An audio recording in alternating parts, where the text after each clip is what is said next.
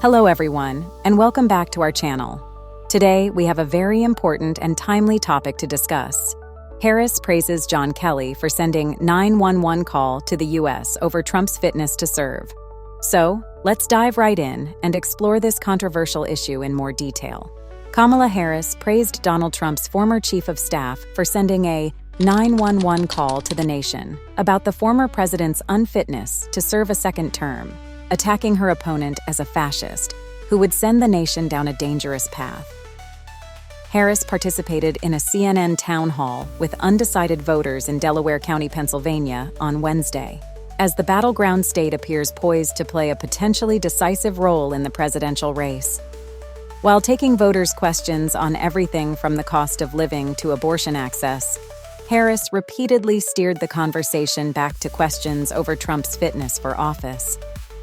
The town hall came a day after The Atlantic published a story detailing former Trump advisors' accounts of the then president expressing a wish for the kind of generals that Hitler had. The article quoted Trump's former chief of staff, John Kelly, who described the former president's consistent pattern of demeaning members of the military.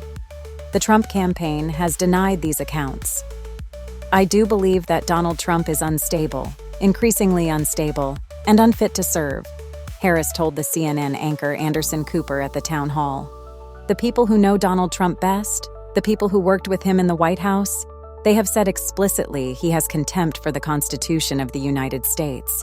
They have said he should never again serve as President of the United States." Harris predicted that, if elected to a second term, Trump would not have advisors like Kelly, who might help put guardrails around the former president's behavior in office. "Kelly is just putting out a 911 call to the American people," Harris said. "And this time, we must take very seriously, those folks who knew him best and were career people are not going to be there to hold him back." When asked explicitly by Cooper whether she considered Trump to be a fascist, Harris said, "Yes, I do."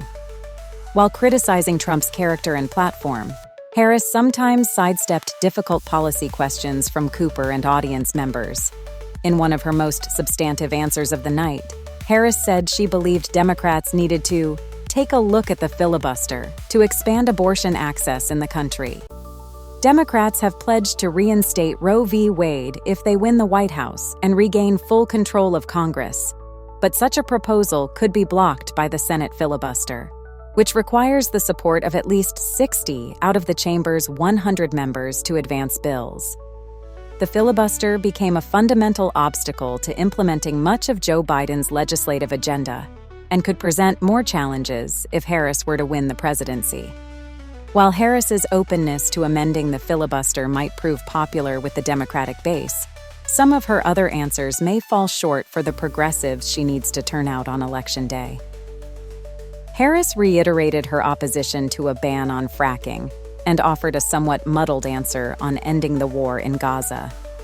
A voter, Annalise Keene, asked Harris, "What would you do to ensure not another Palestinian dies due to bombs being funded by U.S. tax dollars?" Harris replied, "Far too many innocent Palestinian civilians have been killed. It's unconscionable. And we are now at a place where, with Yahya Sinwar's death, I do believe we have an opportunity to end this war. Bring the hostages home, bring relief to the Palestinian people, and work toward a two-state solution." Although much of the town hall focused on criticism of Trump and policy questions, the discussion occasionally turned to the personal. Harris talked about the role of religion in her life, noting that she prays every day and spoke to her pastor the day Biden withdrew from the presidential race. Toward the end of the town hall, Anderson asked Harris about her experience grieving her mother, who died from cancer 15 years ago. "You don't stop grieving," Harris said. "It is important to try and remember them as they lived, not as they died." With less than 2 weeks left before Election Day, Harris and Trump appear locked in a neck-and-neck race that will come down to a handful of battleground states, including Pennsylvania.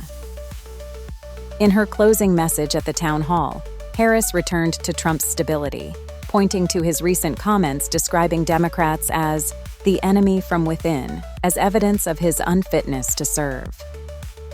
He's going to sit there, unstable, unhinged, plotting his revenge, plotting his retribution, creating an enemies list, Harris said. My list will be a list of how I address and continue to address the issues that you all are raising this afternoon and evening. It will be a to-do list about how we can impact the American people. You can do this, and if you like to watch such interesting videos. But subscribe to the Breathing Knowledge channel now and press the bell icon next to it so you will be fine until the next episode. Thank you.